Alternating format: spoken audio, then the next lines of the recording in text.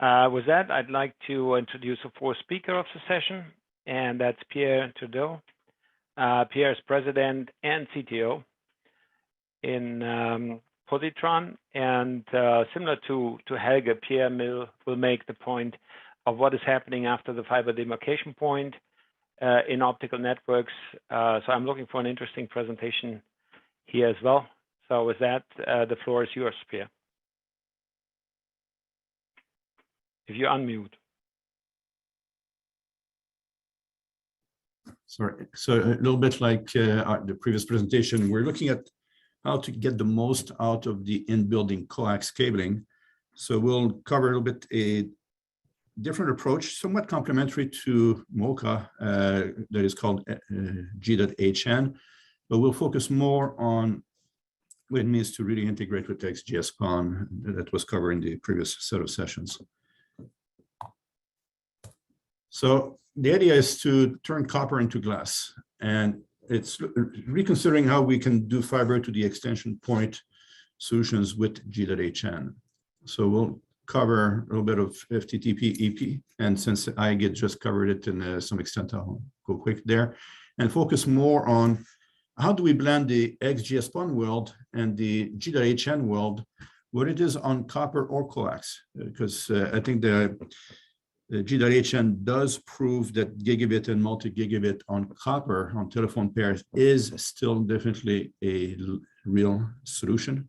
It works, it's being used widely, and it brings about some flexibility of deployment, especially when you have to cover smaller MDUs where local power is a concern. So we can do some reverse power feed, and then we'll look at some use cases that we have done with some of our customers. So G.hn is another ITU-T standard like MoCA.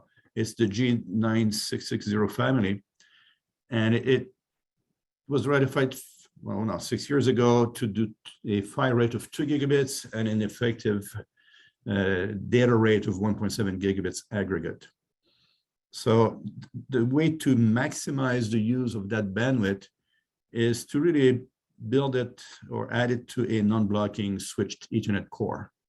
An example one is 80 gigabits per second gives you, say, up to 20 gigabits for uplink on the fiber side and another 60 gigabits of throughput, where you can run basically each G.hn port at 2.5 gig speeds and ensure that you never have G.hn kind of slow you down as you try to distribute the uplink bandwidth, whether it's XGS-PON or other fiber technologies.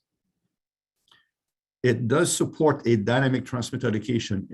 When we do that over copper, because of the crosstalk conditions between the unshielded twisted pair, it's a collaborative dynamic transmit allocation. So basically, it takes into account the noise and the activity on the nearby pairs in the copper binder to determine the best allocation of tones between upstream and downstream that match as best as possible the demands from the subscribers in both upstream and downstream direction. When we do this on coax, we can do it independent dynamic transmit allocation, meaning we do it on a per coax port basis. The coax medium being shielded, port 1 doesn't need to worry about what's happening on the coax connected to port 2 and so on. Either way, reusing the in-building wiring really saves hours, if not weeks, of effort. We were doing a hotel deployment last week, and by the time they were able to pull fiber from one floor to the other only, we had done about 20 rooms with reusing the coax, and that meant having to even create the short coax patch cords that had not been delivered. The other key element of G.hn on copper is a technology called vector boost. So I think we're all familiar with the vectoring, the noise cancellation algorithms. What is unique to G.hn is the fact that, unlike traditional DSL or GFAS technologies, it tries to always minimize the amount of spectrum assigned to each subscriber to about 25 megahertz with a first channel. And that gives about 300 megabits of throughput aggregate. And then add upper bands, so boost the spectrum only for those users or devices that need more bandwidth for the amount of time that they need that additional bandwidth. That clears up or reduces the use of the higher frequencies up to 200 megahertz on copper pairs when we have a single pair, and it has a MIMO mode of operation where we can have two pairs on one physical port, and that there we run each pair at 100 megahertz maximum.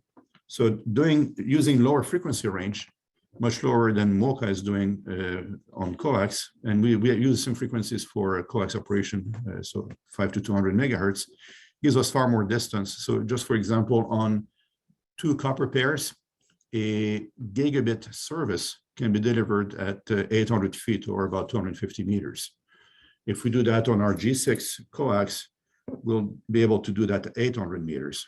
So much further distances than other technologies on Coax, and allowing a flexibility of deployment that is not found otherwise. So this is the fiber to the extension point, or as Craig kind of coined the term, fiber to the economical point. And that's basically where does it make sense to terminate your fiber service and connect it to the legacy wiring, whether it is coax or whether it is twisted pair. And when we do it from outside the building, say where we have an extension point, say 100 meters, 50 meters from the building, there is no local power. So we'll cover how we can use reverse power technologies to address that concern and significantly reduce complexity and cost of operation. So if we look at a typical rollout, from an OLT, we'll have a splitter, and then it's easy to serve the single family homes. And most operators in a brownfield scenario will have to somehow skip the MDU unless they are really ready to invest a lot of money in fiberizing, if I can use that word, that building. So what happens is there's kind of a Swiss cheese approach in terms of coverage. And with G.hn, we can then have an OLT fitting a GAM or a G.hn access multiplexer with a lower split count, taking into account that there is a subsequent split being used over the coax infrastructure to serve out of the tenants, out of subscribers in that MDU. But what's important is out of the backend, out of the IT systems, out of the subscriber management tools, the turn up, the troubleshooting can be used as is with adequate OMCI integration. So quick family picture of what indoors and outdoor devices look like. What's important is the small black boxes there are like virtual ONUs in the context of XGS-PON integration, meaning that that is the device at the subscriber end that converts the signal back to Gigabit Ethernet, whether it's from twisted pair or coax. And that is the addressable device as far as the OLT is concerned that delivers Gigabit services over Ethernet. So when you look at OMCI integration, that's important that these devices are seen as virtual ONUs and addressable, because they're the device that ultimately provides the fixed connectivity to the customer. And then we can use different tools to verify that bandwidth, kind of becoming the SLA that was shown in the earlier presentation by Expo, and guaranteeing that at the drop-off point to Wi-Fi that you have the bandwidth that you're supposed to get. And then be able to make sure that the customer is happy. So in this case, when we look at how this fiber to the extension point fits, is we see OLTs fitting a neighborhood where you can go native on fiber until you hit a challenge where there are obstacles, there are concerns with the homeowners association that are saying, we don't want you to trench, we don't want you to dig, we don't want you to hang things off of our poles. So the only option is to reuse whether it's the telephone or copper pairs, or do it on coax. And then as you enter brownfield MDUs, whether they're small or larger ones, you can reuse the in-building wiring. Understanding that the smaller MDUs will typically do that from the outside in, because extending fiber in this building that is 10, 12, 15 years old or older, there's no conduits. You don't want to open the walls. You don't want to drill holes from the outside into each of the apartments. So doing it over the existing wiring saves a lot of aggravation. Whereas a larger MDU probably has a telco room or a multitude of telco rooms, MDF and IDF on intermediate floors and so on. So you want a solution that gets you there again without having to go through extensive rewiring. So we spoke about reverse power feed. So the concept of reverse power is that the customer will only power the G.hn port that is servicing that specific customer.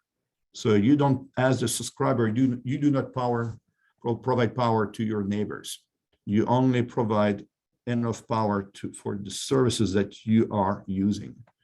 So products that are reverse power fed, whether it is on Twisted Pair as the case here, or you do it on Coax, you need to make sure that when you have that very first subscriber that you bring up, that there is enough power to power the GAM itself. So the one port serving that customer, kind of the small Ethernet switch that is embedded, and the uplink, whether the uplink is XGS-PON or even could be a fixed wireless solution. So when you do this on copper pairs, it's all point-to-point, then going through that binder into a GAM. Whereas when you do it on Coax, what you have to make sure is that you use DC passing splitters. The nice thing is that in most residential buildings, the Coax is really wired home runs to each apartments, especially in the older buildings, because back in the day when it was only used for cable TV, there was no addressable device in the customer's home. So the only way to cut the service was to send a tag that would really disconnect physically the Coax feeding this apartment and do that in a lockbox so no one could kind of get back in there and reactivate the signal, because there was no way to know about this. So fast forward now in 2022, we can reuse the same infrastructure, and all that might be required is to replace the splitters or the passive taps with a tap or splitter that is DC passing. And that gives a lot of flexibility on how you can deploy. And as we're showing here, if you have multiple subscribers through a splitter sharing the same port, as long as you have one active customer, it would be okay to power that port. But in all fairness, by putting the same endpoint devices that have the built-in PSC function, just like the same PSC that you use for power over Ethernet, then everybody kind of shares equally their contribution to power the GAM. And just as kind of a rule of thumb, a single subscriber, whether it's on Coax or Twisted Pair, will provide about 12 to 13 watts only to maintain a service. So it's the same bandwidth the same power you would need to have that 15 watt light bulb into the baby's room or something like that.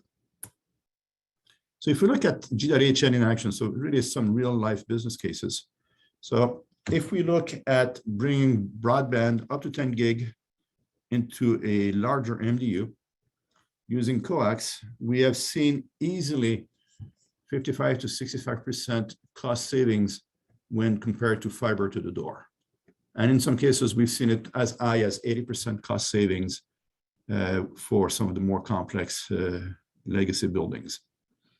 And in doing this, you still are able to have customers that will get gigabit speeds using the Coax as is.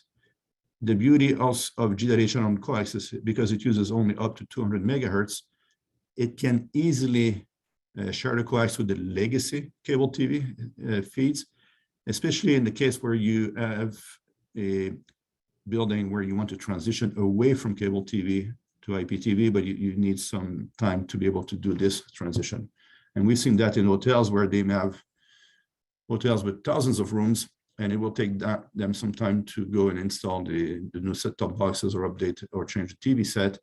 And you don't want to take the service down for the other guests in the hotel, and you can do that on the room-by-room basis. And only when you're done on the given coax segment where everyone has been converted to IPTV, then you can remove the legacy cable TV feed. So it makes for a very smooth transition as you go from the old to the new technologies. G.hn is also very flexible, is that it can have back-to-back connections over the coax to connect multiple GAM devices.